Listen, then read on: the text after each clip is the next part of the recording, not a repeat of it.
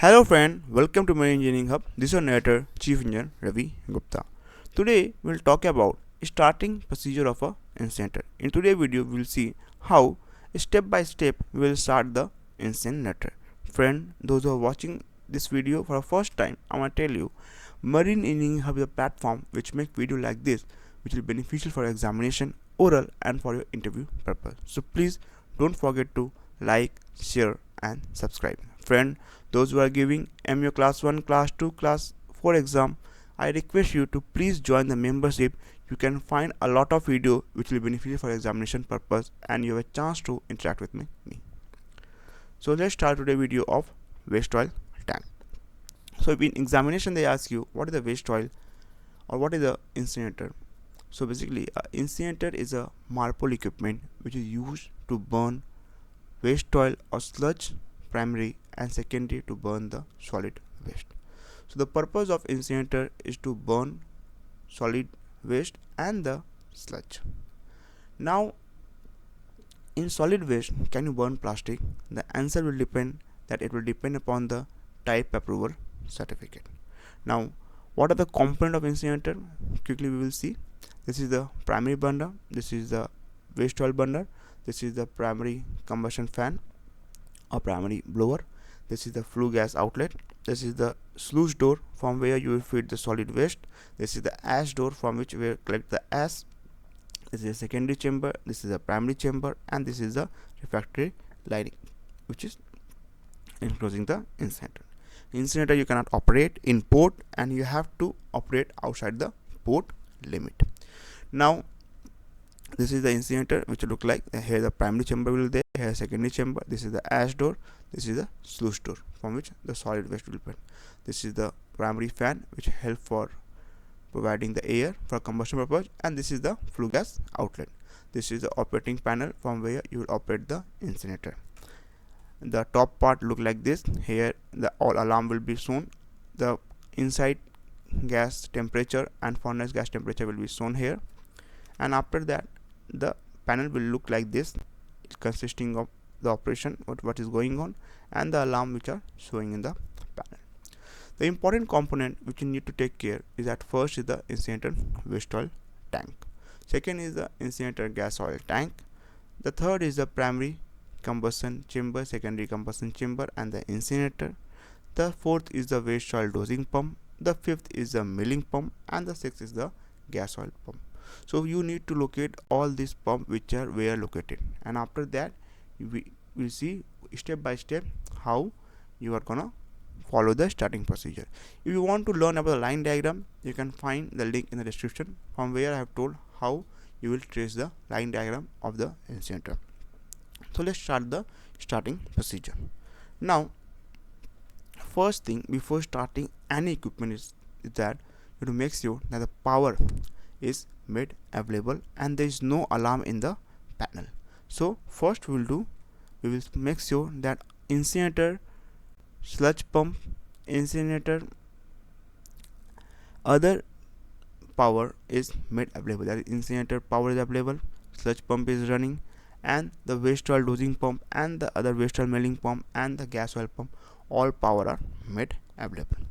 After the power is made available, now we will need to maintain a temperature of around 95 degrees Celsius in the incinerator waste oil tank, so that the water which are collected in the sludge tank when transferred from oily waste tank to the incinerator waste oil tank get evaporated, and with the help of the milling pump we will churn it to form a uniform mixture.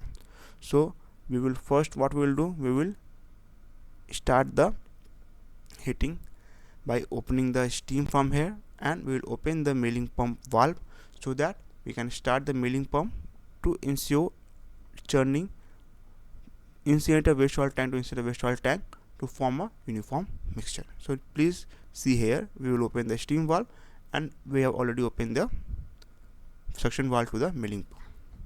So now we have opened the steam valve, and after that we have started the milling pump, and the milling pump is churning it to form a uniform mixture, and the waste oil water is evaporated because we are maintaining a temperature of around 95 degrees Celsius. Now slowly you will see the temperature is rising. As you open the steam 38, it has risen up to 39 degree Celsius. So now the pressure in the line is around 11 bar, and the purpose of milling pump is to form uniformity sludge, and second is to make available the sludge oil or waste oil to the dosing pump for burning. Now after opening the steam inlet, now we have started the milling pump. The second thing now we will do is that we will open the primary air combustion fan. So we will started the primary air combustion fan, you can see this, and after that we will start the lineup for this DO tank. So if we carefully see here, you can see we have opened the valve of a DO tank. So from the gas oil storage tank, we first collected the incinerator gas oil in an incinerator small tank, and from there we have opened this valve so that it is made available to a suction of a gas oil pump. So we have opened this valve, and now it is made available to the suction of a gas oil pump. Now we will start the gas oil pump, and after that we will start the primary burner. So till now what we have done, we have first started heating the waste oil and churning it with the milling pump to form a uniform mixture and to evaporate the water particle, and we have opened the steam for that. After that we are lining up the incinerator gas oil tank for burning the igniting the primary combustion burner. So from here we are doing it, we are opening this valve. Now we will start the gas oil pump, you see here. So now the gas oil pump is started, and now we will start the incinerator. As we press start button, what is happening, that now the primary magnetic valve will get activated and the gas oil will be made available to the primary burner, and as it is made available to the primary burner, now it will get ignited, and what will happen, it will fire. So now you are seeing here that as the incinerator is started, the igniter will first ignite to assist the primary burner, and after some time it will go off when it is form a self-sustaining fire, and only primary burner light will get lit up. So now you will see, if you carefully see here, what will happen, it will continue to fire but it will go off after some time. So now you see the igniter has go off and the primary burner is now firing because of self-sustaining fire. Now if you see carefully the flame also, you can see the flame intensity is higher when it is assisted, but after the assistance it is self-sustaining type, and it is like this.